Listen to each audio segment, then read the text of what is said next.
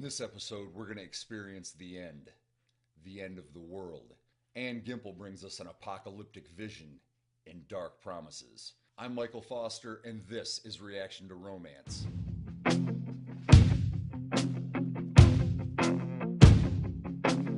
Best-selling author Anne Gimple was kind enough to send us a hard copy here. They're so fun to read from. But I do realize that everyone's going digital, so soon we'll be switching to some digital books. I still think it's fun to read from books, so we're going to read one of Anne Gimple's books. And this is Soulstorm, Book 3. So we've got another trilogy going on here. All right. This one is Dark Promise. Some choices tear your heart out, but they can't ever be undone. An apocalyptic urban fantasy from Anne Gimple. So, I'm excited about this. I'm a big fan of the apocalypse urban fantasy genre. And I will say, if you stay tuned to the end of this episode, I'm going to put in a special treat. That's going to be my adding to Anne's apocalyptic universe here. So this, all we know is that this is Dark Promise. And there's a guy on the front that's conjuring some sort of power. I'm wondering what he's going to do with that fire. Why don't we get into it right in the mid-30s here? I'll start at page 37. Just open it up here. True reaction. Goblins. There are goblins here. And you had me at goblins. Of course I'm going to keep reading. I'm into that sort of thing. All right, back on track here, Mike. Goblins. There are goblins here. There must be. No animal could have done this and latched the door behind him. Trevor's head snapped up. Say hello to Trevor. Trevor's head snapped up. He felt sure he heard something. Its feet slogged through the mud.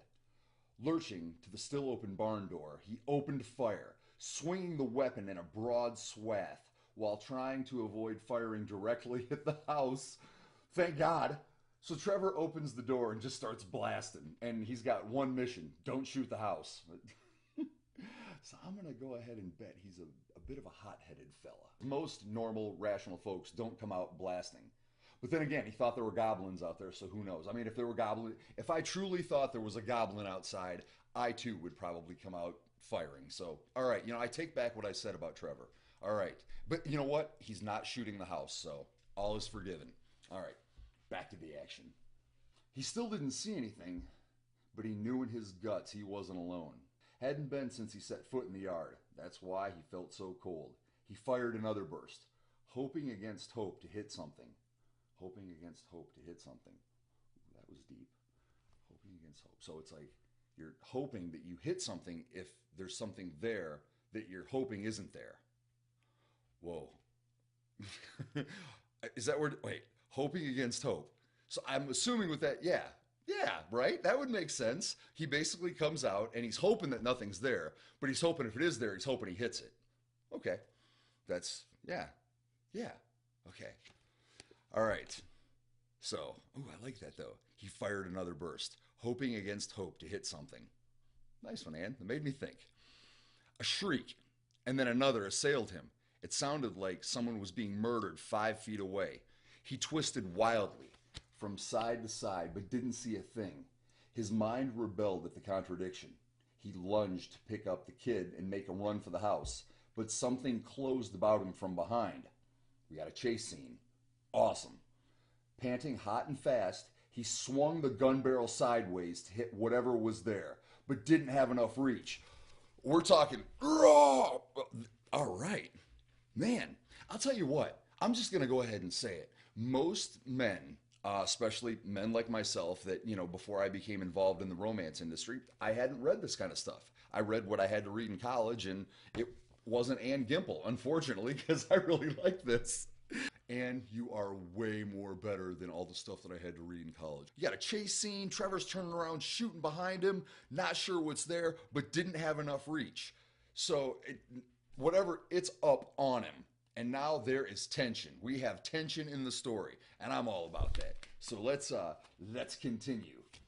I'll take her back just a second to build the tension.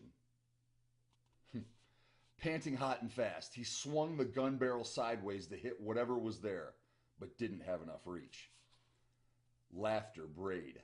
The same damned maniacal laughter he'd heard the last time the goblin showed up. All right, can we get Yeah, the bad guys here. I take my hair down for the bad guys.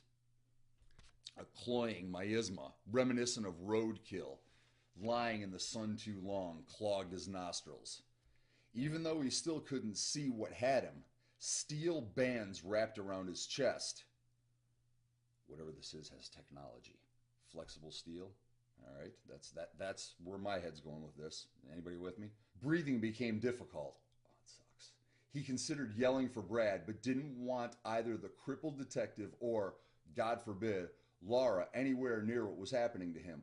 All right, Trevor DeNoble, right there. I like what you're doing here. Just because your ship's going down doesn't mean you're taking the other sailors with you. All right, so he's going to sit there and take the fact. And most people, I'm assuming this is why waterboarding was such a big hit, is because when you can't breathe, you totally panic. So if he's got steel beams wrapping around his chest, squeezing him, and you can't breathe, one would think you would panic. And he's not giving up where his friends are to yell for him to come help him out. So respect and honor, Trevor. Fear clawed at his belly. The edges of his vision grayed as his oxygen supply diminished. God, I hope this isn't the end of Trevor, because that's all the further we are. His oxygen supply diminished. For bloody fuck's sake, I'm gonna die here, he growled. Ooh, that's a fun one. This is the first time thanks, Anne. This is the first time I've cursed on Reaction to Romance. But now, since it's obviously Trevor and he's saying bloody, he's, again, just from what I've read right here, he's probably British. Well, you know, I'll read the back of this afterwards. We'll figure it out. But I'm going to go with the British accent. Accent, I fight my Midwest accent all the time. So, all right, let's see. For bloody fuck's sake, I'm going to die here, he growled, just before the darkness, swirling ever closer, dragged him downward. Ooh! Guess what? We're done! There's no possible way I'm going to read it anymore and spoil this for you guys, because you're going to go get it and you're going to read it. But Trevor, we're ending with, he's lying there. I'm going to die here. I'm going to die here. Things are going gray. He's about to go down, and I leave you with that. Let's take a peek at the back, though, while we're at it, just to see what was really going on. Again, all I knew was that little snippet on page 37, so I'm interested to see, like, in context, what was happening, if we can figure it out through the back of the book. I figure on the back of the book, they're not going to give away spoilers. I don't want to give away spoilers. That's why I'm going to stop reading where I did. Laura and Trevor flee Seattle in the wake of rising chaos. Demons converge on what's left of civilization, urging it to implode even faster. Is this fiction? I don't think so. Sorry, too soon. Constantly hungry, besieged by dark forces, Laura and Trevor need every resource they've developed as a couple to keep from ripping each other apart. Neither of them trust Laura's half-baked magic, but it's all that stands between survival and certain death for them and their unborn child. Oh, all right. There's a kid in the mix. Didn't know all that. The remote location that was supposed to solve all their problems actually made them worse. Rash choices throw Trevor into a confrontation with his deepest fears, but he doesn't back down. I could see that about Trevor, right? We saw that. He's not the back down kind of guy. Laura's life hangs in the balance, and he'll do anything to get her back. Anything. I'm telling you what, I really enjoyed reading this, and I am going to read more. I have to know. I'm assuming Trevor doesn't die right at the beginning, but it's not looking good for him, because something is behind him with steel things around his ribs, crushing him. He's going from gray to black, and there it is. So I want to thank everyone for watching. I am Michael Foster. Oh, and I promised a little video at the end of this, and this is my actual wedding invitation, where most people make cards, you know, come to Michael and Karina's wedding, blah, blah, blah. We made a video. Join me in our apocalyptic vision. So I thought that sort of fit in nice with the theme of Anne Gimple's Dark Promises. Thanks again for watching. I'm Michael Foster, and this is Reaction to Romance. I'll take your questions. Is it a virus? We don't know. How does it spread? Is it airborne? Airborne is a possibility. We don't know. Is this an international health hazard or a military concern? Both. Are these people alive or dead? Hold him down!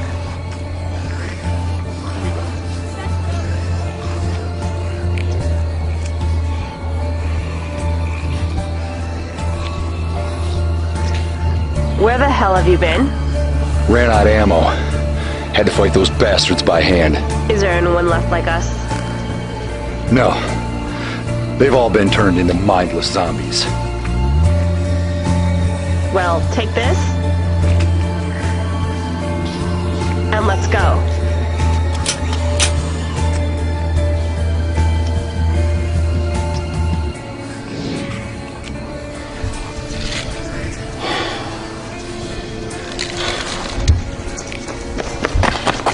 Come on, Fabio!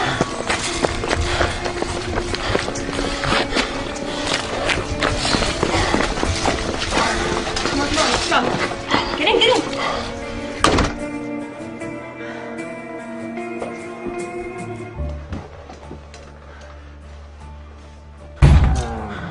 What do we do now? Well, you know it's us against the world, right? So there's only one thing left to do. What?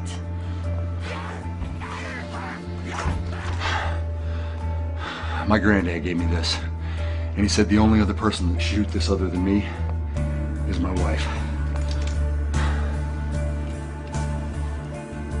As good a day as any.